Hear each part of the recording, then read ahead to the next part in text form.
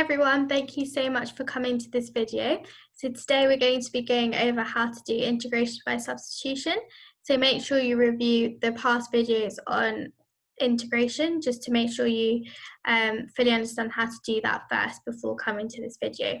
So the learning objective for today is going to be able to carry out integration by substitution. I'm going to tell you where it comes from, how to use it, and how you can apply this to some questions. So like always, there's going to be timestamps in the description of the video, so feel free to skip to any parts you want to. But let's get started. So integration by substitution stems from the fact that you can integrate a function using the chain rule in reverse. So let's say you have an integral that's in the form du over dx times f dash of u, and you want to integrate that would just integrate to your f of u plus c.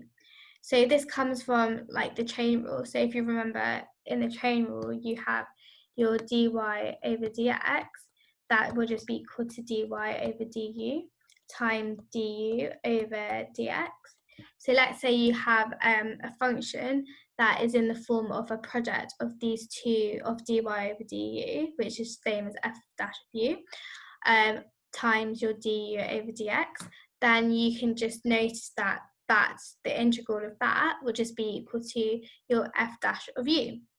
That's because if you were to differentiate your f dash of u, you'd get this form, du over dx times f dash of u.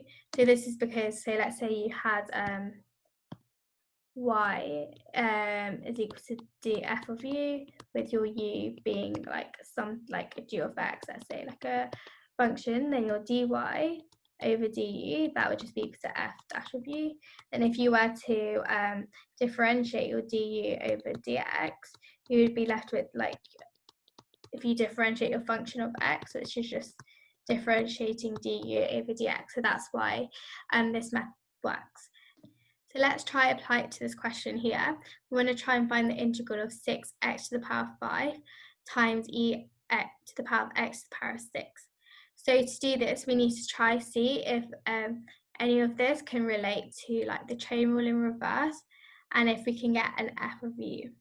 So we can do this by saying that if we have f of u is equal to e to the power of u, with our u being x to the power of 6, let's see if we would get this here. So if we do the derivative of f of u, that would be the same as e to the power of u. Then if we were to do du over dx, we would get 6x to the power of 5. So then if we were to do the chain rule, that means our f dash of u times du over dx, that's just equal to 6x to the power of 5 times e to the power of u, which is just x to the power of 6, which is the same here. So that means the integral of 6x to the 5 times e to the power of x to the power of 6 dx, that is just equal to e to the power of x to the power of 6 plus c. So that's how you can integrate using the chain rule in reverse, and that's where the whole substitution the integration by substitution comes from. So now let's see how this reverse chain rule that we just went through applies to integration by substitution. So I've written out the 4 steps that you need to know for integration by substitution, and I'll go through this with the same question we just went through previously. So the first step is you want to substitute u for one of the functions of x. So you use integration by substitution when you have like 2 products of functions of x. So for this example, we have the integral of 6x to the power of 5 and e to the power of x to the 6.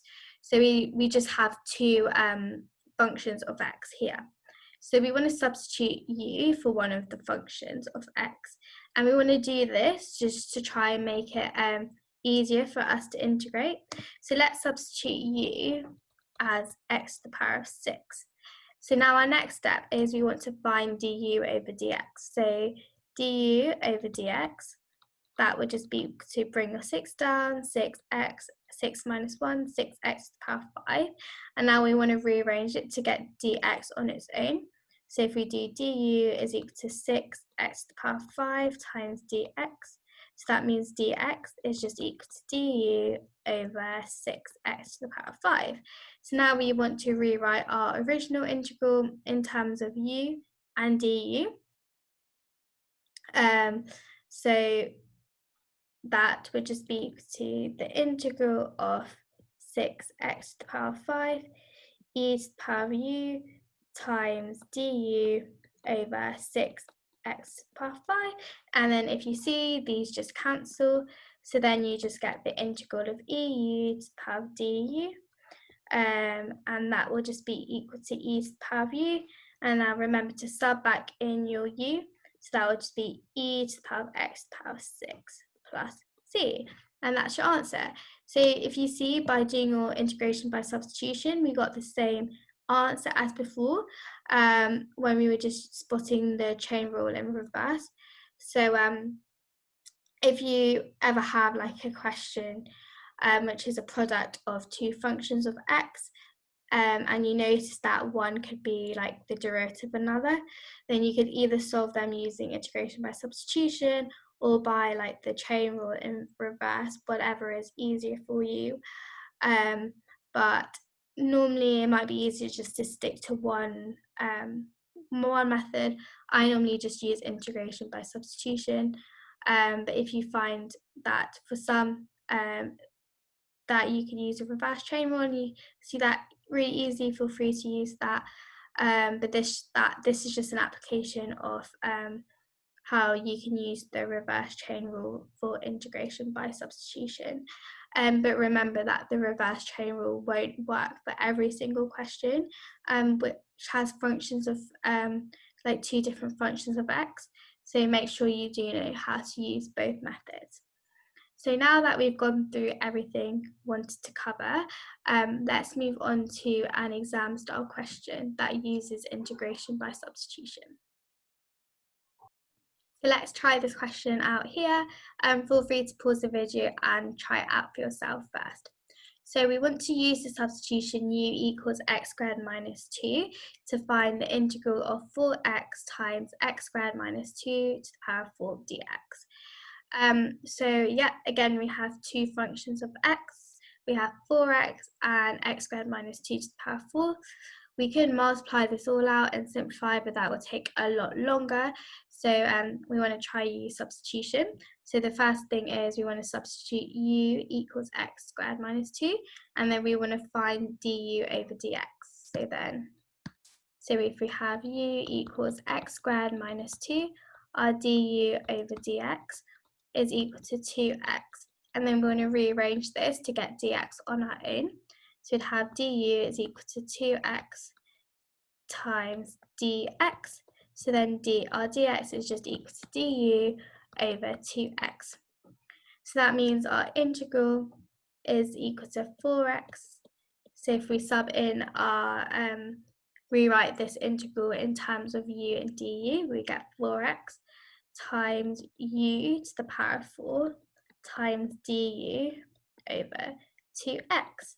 And then this will simplify, our x's would cancel out and our 2 would cancel out as well.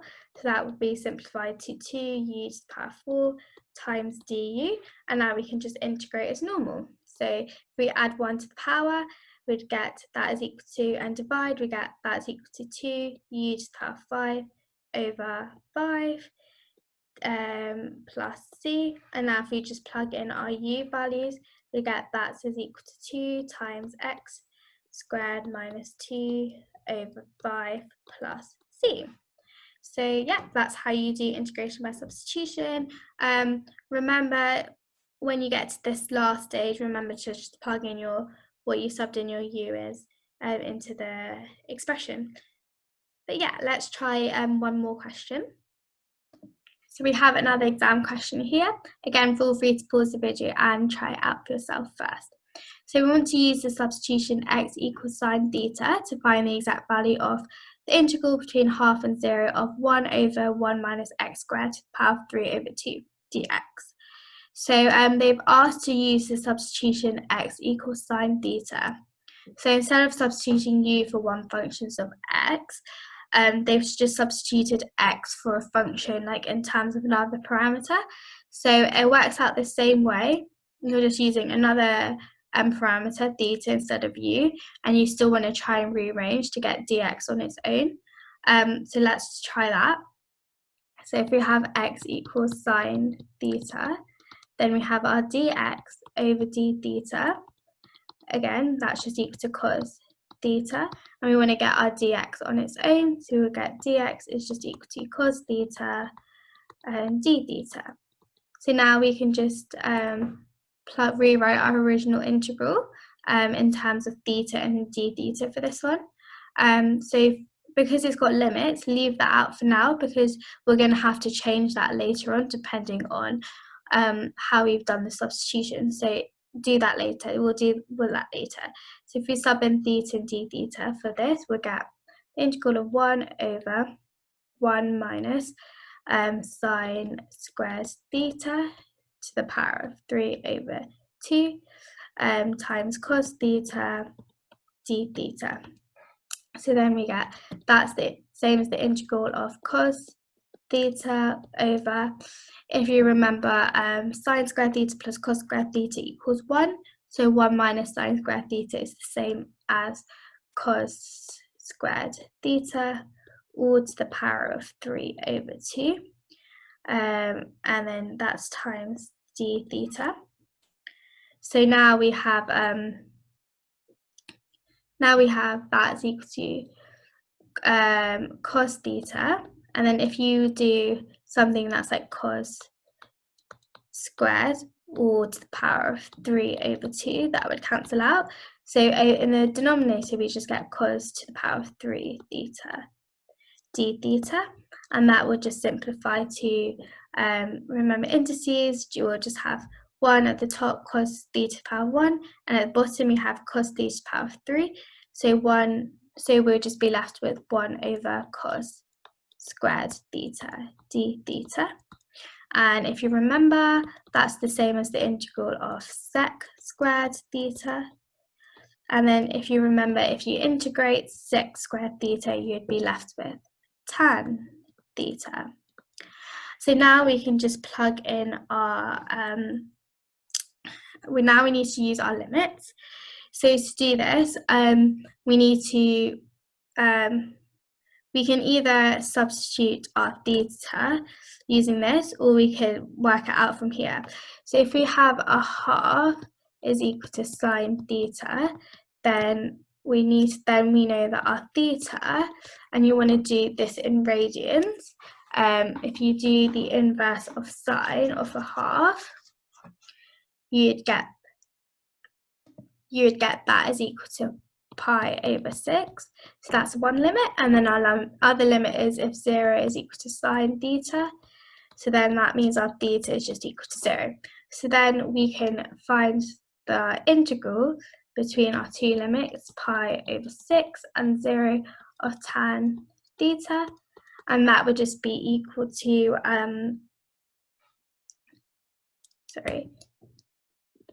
so now that we've found our limits, we know that we just want to find what tan theta is between pi over 6 and 0. So then if we do tan of pi over 6 minus tan of 0, so if we were to plug this into our calculator, we would get that is equal to pi over 3 over 3. And that's our answer to this question. So the key to this was just noticing that instead of using our normal u substitution, they've changed this for us as substituting x equals sine theta.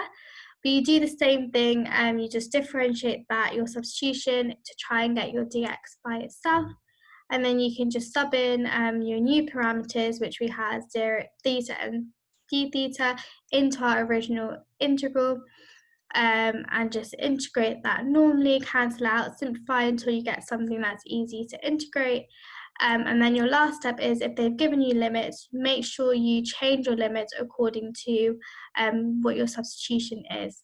Your limits are what x is, so you need to find, in this example, what our theta was. But yeah, that's just how you solve a substitution like this. So thank you everyone, hopefully you found this useful and you can now understand how to do integration by substitution. So make sure you do a lot more practice questions just to make sure you fully understand how to do this.